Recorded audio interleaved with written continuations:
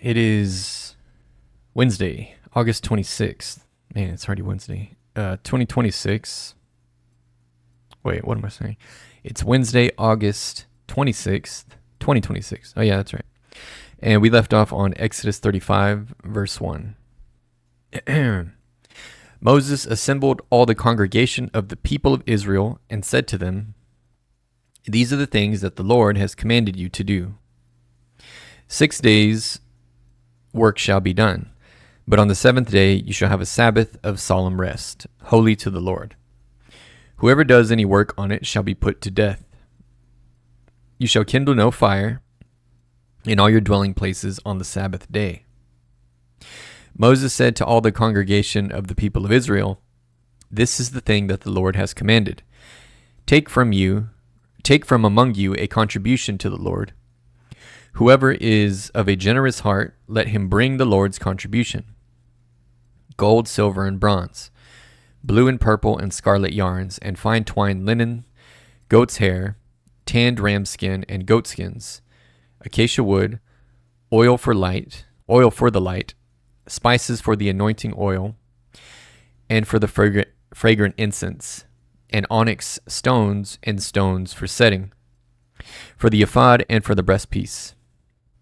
Let every skillful craftsman among you come and make all that the Lord has commanded: the tabernacle, its tent and its covering, its hooks and its frames, its bars, its pillars and its bases, the ark with its poles, the mercy seat, and the veil of the screen, the table with its poles and all its utensils, and the bread of the presence, the lampstand also for the light, with its utensils and its lamps, and the oil for the light, and the altar of incense with its poles, and the anointing oil, and the fragrant incense, and the screen for the door, at the door of the tabernacle, the altar of burnt offering, with its grating of bronze, its poles and all its utensils, the basin and its stand, the hangings of the court, its pillars and its bases, and the screen for the gate of the court, the pegs of the tabernacle, and the pegs of the court, and their cords, the finely worked garments for ministering in the holy place, the holy garments for Aaron the priest, and the garments of his sons for their service as priest. Then all the congregation of the people of Israel departed from the presence of Moses. And they came, everyone whose heart stirred him, and everyone whose spirit moved him, and brought the Lord's contribution to be used for the tent of meeting, and for all its service, and for the holy garments. So they came, both men and women. All who were of a willing heart brought brooches and earrings, and signet rings and armlets, all sorts of gold objects, every man dedicating an offering of gold to the Lord. And everyone who possessed blue or purple or scarlet yarn or fine linen or goat's hair or tanned ram skins or goat skins brought them. Everyone who could make a contribution of silver or bronze brought it as the Lord's contribution. So quick pause right here. I think this is interesting because all of this stuff that they have is God gave it to them anyway. Aren't all of these things that they are contributing, did not the Lord give them to them in the first place when they ransacked Egypt? So in a sense, they're just giving back what was given to them.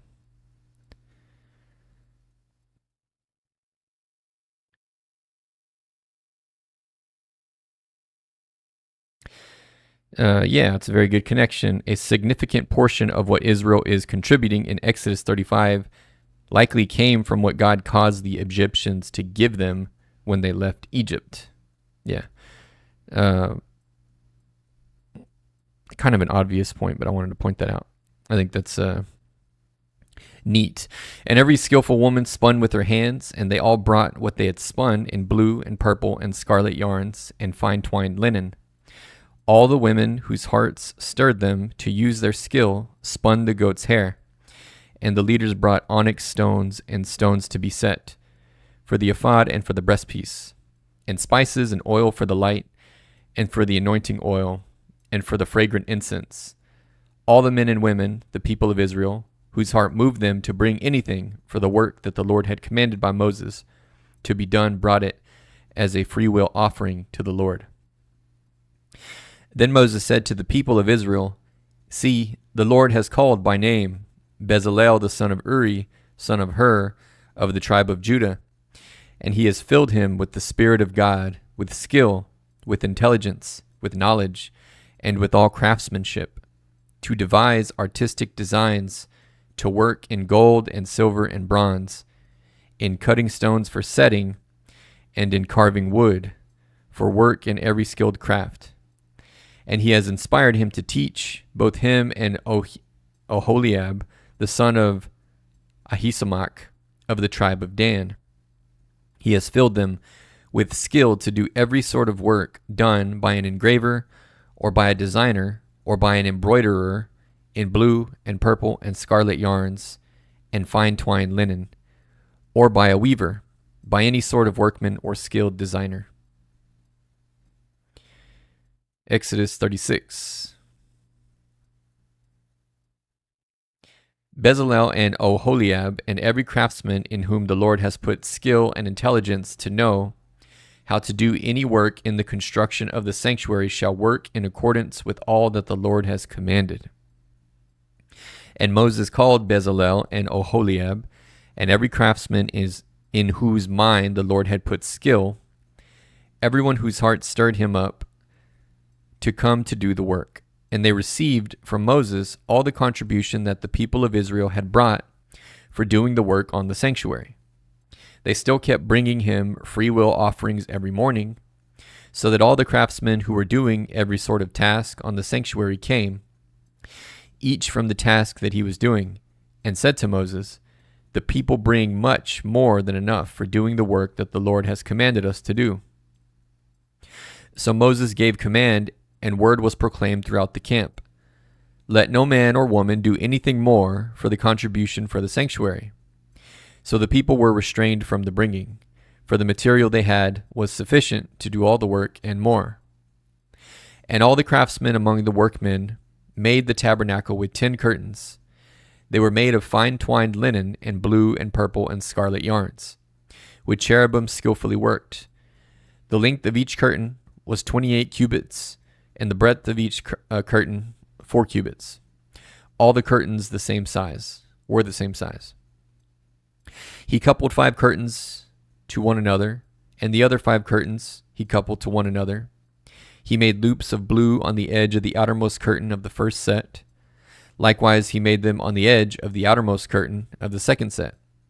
He made 50 loops on the one curtain, and he made 50 loops on the edge of the curtain that was in the second set. The loops were opposite one another, and he made 50 clasps of gold, and coupled the curtains one to the other with clasp. So the tabernacle was a single whole. He also made curtains of goat's hair for a tent over the tabernacle. He made 11 curtains. The length of each curtain was 30 cubits, and the breadth of each curtain 4 cubits. The 11 curtains were the same size. He coupled 5 curtains by themselves, and 6 curtains by themselves. And he made 50 loops on the edge of the outermost curtain of the one set, and 50 loops on the edge of the other connecting curtain. And he made 50 clasps of bronze to couple the tent together, that it might be a single whole. And he made for the tent a covering of tanned rams' skins and goat skins.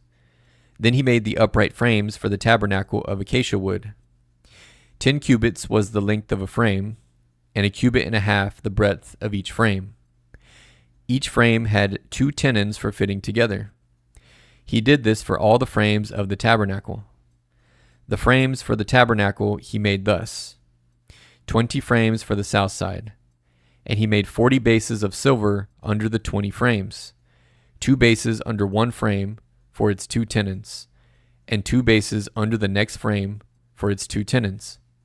For the second side of the tabernacle, on the north side, he made 20 frames, and their 40 bases of silver, 2 bases under one frame and 2 bases under the next frame. For the rear of the tabernacle westward he made 6 frames. He made 2 frames for corners of the tabernacle in the rear, and they were separate beneath but joined at the top, at the first ring. He made 2 of them this way for the 2 corners. There were 8 frames with their bases of silver, 16 bases, under every frame 2 bases. He made bars of acacia wood, 5 for the frames of the one side of the tabernacle, and 5 bars for the frames of the other side of the tabernacle, and 5 bars for the frames of the tabernacle at the rear westward. And he made the middle bar to run from end to end halfway up the frames, and he overlaid the frames with gold, and made their rings of gold for holders for the bars, and overlaid the bars with gold. He made the veil of blue and purple and scarlet yarns and fine twined linen, with cherubim skillfully worked into it. He made it. And for it he made 4 pillars of acacia and overlaid them with gold. Their hooks were of gold, and he cast for them 4 bases of silver. He also made a screen for the entrance of the tent, of blue and purple and scarlet yarns and fine twined linen, embroidered with needlework, and its 5 pillars with their hooks. He overlaid their capitals, and their fillets were of gold. Fillets, and their fillets were of gold, but their 5 bases were of bronze. Exodus 37. Bezalel made the ark of acacia wood. 2 cubits and a half was its length, a cubit and a half its breadth, and a cubit and a half its height. And he overlaid it with pure gold inside and outside, and made a molding of gold around it.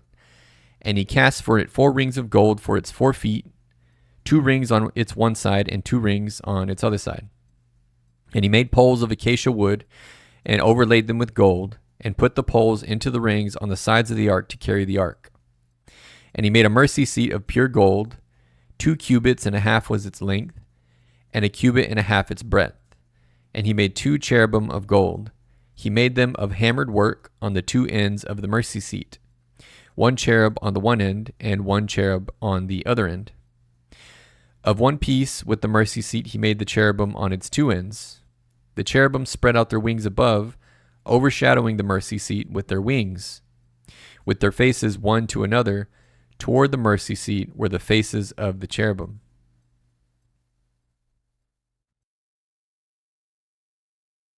He also made the table of... Actually, I have a question. So is this supposed to be like a...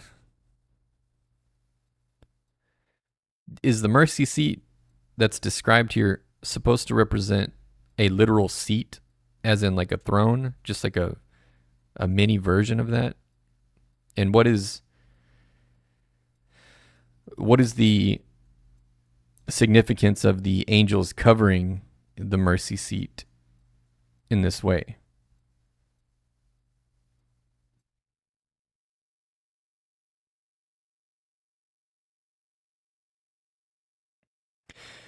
Yes, mercy seat is throne imagery, but it probably shouldn't be pictured as a tiny chair sitting on top of the ark. The symbolism is richer than that.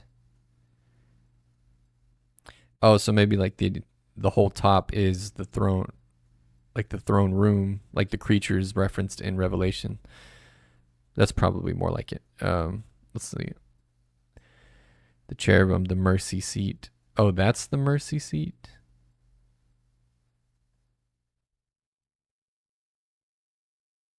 This part, this middle area.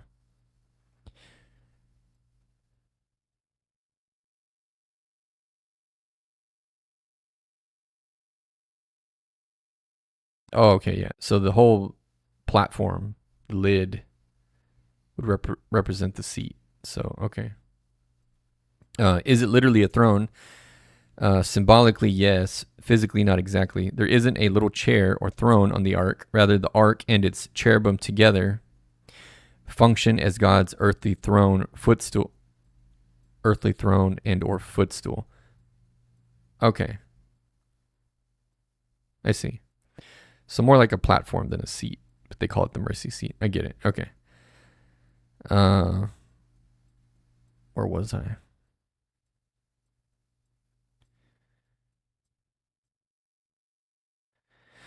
Verse 17. He also made the lampstand of pure gold. He made the lampstand of hammered work. Its base, its stem, its cups, its calyxes, and its flowers were of one piece with it. And there were 6 branches going out of its sides, 3 branches of the lampstand out of one side of it, and 3 branches of the lampstand out of the other side of it. 3 cups made like almond blossoms, each with calyx and flower, on one branch, and 3 cups made like almond blossoms, each with calyx and flower, on the other branch. So for the 6 branches going out of the lampstand. And on the lampstand itself were 4 cups made like almond blossoms, with their calyxes and flowers, and a calyx of one piece with it under each pair of the 6 branches going out of it. Their calyxes and their branches were of one piece with it. The whole of it was a single piece of hammered work of pure gold. And he made its 7 lamps and its tongs and its trays of pure gold. He made it and all its utensils out of a talent of pure gold. He made the altar of incense of acacia wood. Its length was a cubit, and its breadth was a cubit. It was square, and 2 cubits was its height. Its horns were of one piece with it. He overlaid it with pure gold, its top and around its sides and its horns, and he made a molding of gold around it, and made 2 rings of gold on it under its molding, on 2 opposite sides of it, as holders for the poles with which to carry it. And he made the poles of acacia wood and overlaid them with gold. He made the holy anointing oil also, and the pure fragrant incense, blended as by the perfumer. Exodus 38. He made the altar of burnt offering of acacia wood. 5 cubits was its length, and 5 cubits its breadth. It was 1 square, and 3 cubits was its height. He made horns for it on one of its 4 corners. Its horns were of one piece with it, and he overlaid it with bronze. And he made all the utensils of the altar, the pots, the shovels, the basins, the forks, and the fire pans. He made all its utensils of bronze, and he made for the altar a grating, a network of bronze under its ledge, extending halfway down. He cast 4 rings on the 4 corners of the bronze grating as holders for the poles. He made, this is a lot of, it's very specific.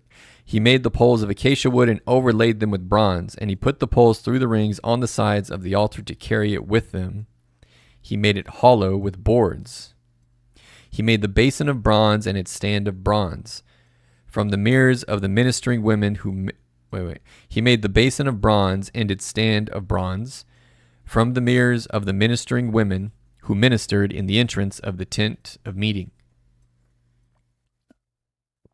And he made the court for the south side of the hangings of the court were of fine twined linen, 100 cubits.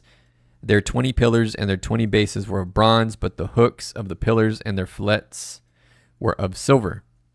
And for the north side there were hangings of 100 cubits. Their 20 pillars and their 20 bases were of bronze, but the hooks of the pillars and their fillets were of silver. And for the west side were hangings of 50 cubits, their 10 pillars and their 10 bases. The hooks of the pillars and their fillets were of silver. And for the front to the east, 50 cubits. The hangings for one side of the gate were 15 cubits, with their 3 pillars and 3 bases.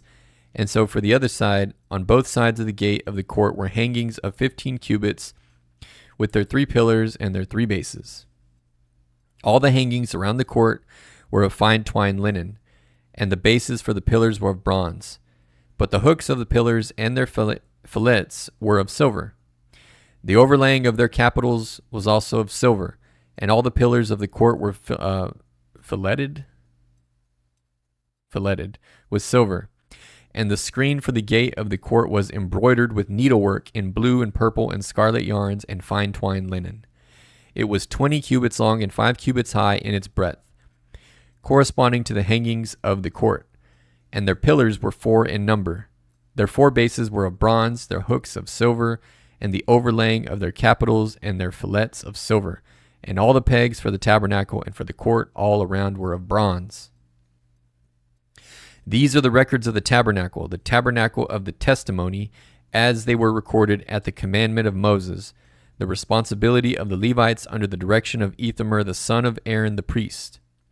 Bezalel the son of Uri, son of Hur, and of the tribe of Judah, made all that the Lord commanded Moses, and with him was Oholiab the son of Ahisamach of the tribe of Dan, an engraver and designer and embroiderer in blue and purple and scarlet yarns and fine twined linen.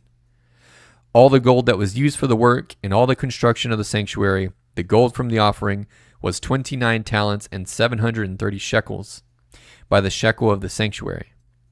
The silver from those of the congregation who were recorded was 100 talents and 1,775 shekels by the shekel of the sanctuary.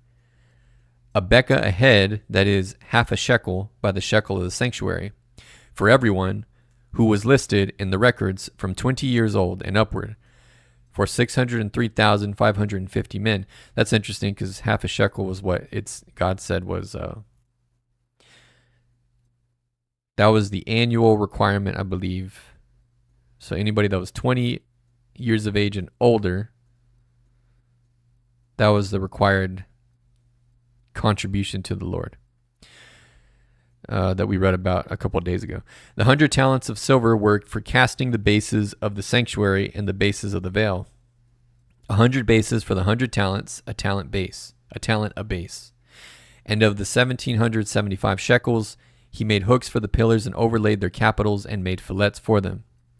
The bronze that was offered was 70 talents and 2,400 shekels. With it, he made the bases for the entrance of the tent of meeting, the bronze altar and the bronze grating for it, and all the utensils of the altar, the bases around the court, and the bases of the gate of the court, all the pegs of the tabernacle, and all the pegs around the court. Exodus 39. From the blue and purple and scarlet yarns they made finely woven garments for ministering in the holy place. They made the holy garments for Aaron, and as the Lord had commanded Moses. He made the ephod of gold, blue, and purple, and scarlet yarns, and fine twined linen. And they hammered out gold leaf, and he cut it into threads to work into the blue and purple and the scarlet yarns, and into the fine twined linen in skilled design. They made for the ephod attaching shoulder pieces, joined to it at its two edges, and the skillfully woven band on it was of one piece with it, and made like it of gold, blue, and purple, and scarlet yarns, and fine twined linen, as the Lord had commanded Moses. They made the onyx stones enclosed in setting of gold filigree, and engraved the engravings of a signet according to the names of the sons of Israel. And he set them on the shoulder pieces of the ephod to be stones of remembrance for the sons of Israel, as the Lord had commanded Moses. He made the breastpiece in skilled work in the style of the ephod of gold, blue, and purple, and scarlet yarns, and fine twined linen. It was square. They made the breastpiece doubled, a span its length and a span its breadth when doubled, and they set it in 4 rows of stones. A row of sardius, topaz, and carbuncle was the first row, and the second row an emerald, a sapphire, and a diamond, and the third row a jacinth, and agate, and amethyst, and the fourth row a beryl, an onyx, and a jasper. They were enclosed in settings of gold filigree. There were 12 stones with their names according to the names of the sons of Israel. They were like signets, each engraved with its name for the 12 tribes. And they made on the breastpiece twisted chains like cords of pure gold. And they made 2 settings of gold filigree and 2 gold rings, and put the 2 rings on the 2 edges of the breastpiece. And they put the 2 cords of gold and the 2 rings at the edges of the breastpiece. They attached the 2 ends of the 2 cords to the 2 settings of filigree. Thus they attached it in front to the shoulder pieces of the ephod. Then they made 2 rings of gold and put them at the 2 ends of the breastpiece, on its inside edge next to the ephod. And they made 2 rings of gold and attached them in front to the lower part of the 2 shoulder pieces of the ephod, at its seam above the skillfully woven band of the ephod. And they bound the breastpiece by its rings to the rings of the ephod with the lace of blue, so that it should lie on the skillfully woven band of the ephod, and that the breastpiece should not come loose from the ephod, as the Lord had commanded Moses. He also made the robe of the ephod woven all of blue, and the opening of the robe in it was like the opening in a garment, with a binding around the opening, so that it might not tear. On the hem of the robe they made pomegranates of blue and purple and scarlet yarns and fine twined linen. They also made bells of pure gold and put the bells between the pomegranates, all around the hem of the robe, between the pomegranates. A bell and a pomegranate around the hem of the robe for ministering, as the Lord had commanded Moses. They also made the coats woven of fine linen for Aaron and his sons, and the turban of fine linen, and the caps of fine linen, and the linen undergarments of fine twined linen, and the sash of fine twined linen. It's a lot of fine twined linen, and of blue and purple and scarlet yarns, embroidered with needlework, as the Lord had commanded Moses.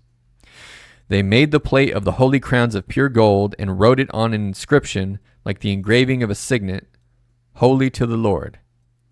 And they tied to it a cord of blue to fasten it on the turban above, as the Lord had commanded Moses. Thus all the work of the tabernacle of the tent of meeting was finished, and the people of Israel did according to all that the Lord had commanded Moses. So they did.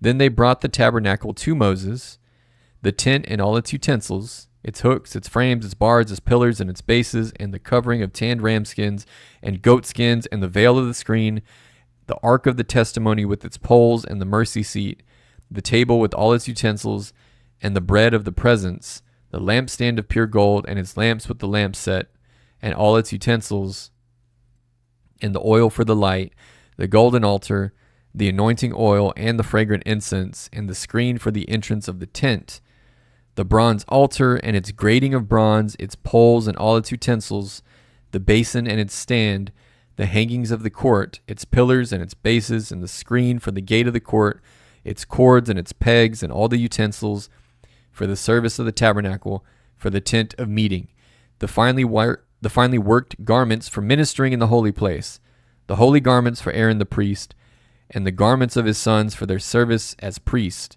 according to all the Lord had commanded Moses. So the people of Israel had done all the work. Wow, that's a lot. That is a lot of work. Oh, man. And Moses saw all the work, and behold, they had done it. As the Lord had commanded, so had they done it. Then Moses blessed them. Dang. That's a lot of work, and I wasn't even there. All right. We're past it. We're past the reading of the work. Can you imagine doing all that work? God bless them. All right. The tabernacle was erected. The Lord spoke to Moses, saying, this is Exodus 40, verse 1. The Lord spoke to Moses, saying, on the first day of the first month you shall erect the tabernacle of the tent of meeting, and you shall put in it the ark of the testimony, and you shall screen the ark with the veil. And you shall bring in the table and arrange it, and you shall bring in the lampstand and set up its lamps. And you shall put the golden altar for incense before the ark of the testimony, and set up the screen for the door of the tabernacle. You shall set the altar of burnt offering before the door of the tabernacle of the tent of meeting, and place the basin between the tent of meeting and the altar, and put water in it. And you shall set up the court all around, and hang up the screen for the gate of the court. Then you shall take the anointing oil and anoint the tabernacle and all that is in it, and consecrate it and all its furniture, so that it may become holy. You shall also anoint the altar of burnt offering and all its utensils, and consecrate the altar, so that the altar may become most holy. You shall also anoint the basin and its stand, and consecrate it. Then you shall bring Aaron and his sons to the entrance of the tent of meeting, and shall wash them with water, and put on Aaron the holy garments, and you shall anoint him and consecrate him, that he may serve me as priest. You shall bring his sons also, and put coats on them, and anoint them, as you anointed their father, that they may serve me as priest. And their anointing shall admit them to a perpetual priesthood throughout their generations. This Moses did, according to all that the Lord commanded him, so he did. In the first month, in the second year, on the first day of the month, the tabernacle was erected. Moses erected the tabernacle. He laid its bases, and set up its frames, and put in its poles, and raised up its pillars. And he spread the tent over the tabernacle, and put the covering of the tent over it, as the Lord had commanded Moses. He took the testimony, and put it into the ark, and put the poles on the ark, and set the mercy seat above on the ark. And he brought the ark into the tabernacle and set up the veil of the screen and screened the ark of the testimony as the Lord had commanded Moses. He put the table and the tent of meeting on the north side of the tabernacle outside the veil and arranged the bread on it before the Lord as the Lord had commanded Moses. He put the lampstand in the tent of meeting opposite the table on the south side of the tabernacle and set up the lamps before the Lord as the Lord had commanded Moses. He put the golden altar in the tent of meeting before the veil and burned fragrant incense on it as the Lord had commanded Moses. He put in place the screen for the door of the tabernacle, and he set the altar of burnt offering at the entrance of the tabernacle of the tent of meeting and offered on it the burnt offering and the grain offering as the Lord had commanded Moses. He set the basin between the tent of meeting and the altar and put water in it for washing, with which Moses and Aaron and his sons washed their hands and their feet. When they went into the tent of meeting and when they approached the altar, they washed, as the Lord commanded Moses. And he erected the court around the tabernacle and the altar, and set up the screen of the gate of the court. So Moses finished the work. Then the cloud covered the tent of meeting, and the glory of the Lord filled the tabernacle. And Moses was not able to enter the tent of meeting because the cloud settled on it, and the glory of the Lord filled the tabernacle. Throughout all their journeys, whenever the cloud was taken up from over the tabernacle, the people of Israel would set out. But if the cloud was not taken up, then they did not set out till the day that it was taken up. For the cloud of the Lord was on the tabernacle by day, and fire was in it by night, in the sight of all the house of Israel throughout all their journeys. Wow. All right, so that was the end of Exodus. We made it. That was a really long book. That might have been just as long as Genesis. So that was pretty. It was pretty dry. I'm not gonna lie, but we read it. It's still part of the Word, and we're gonna read it straight through. So, but we did it. So now we're on to Leviticus 1, and I think that's a good stopping point for tonight. So we'll pick it up tomorrow on Leviticus 1, verse 1. Thanks for tuning in. Don't forget to drop a sub, share it with a friend. God bless you guys, and good night.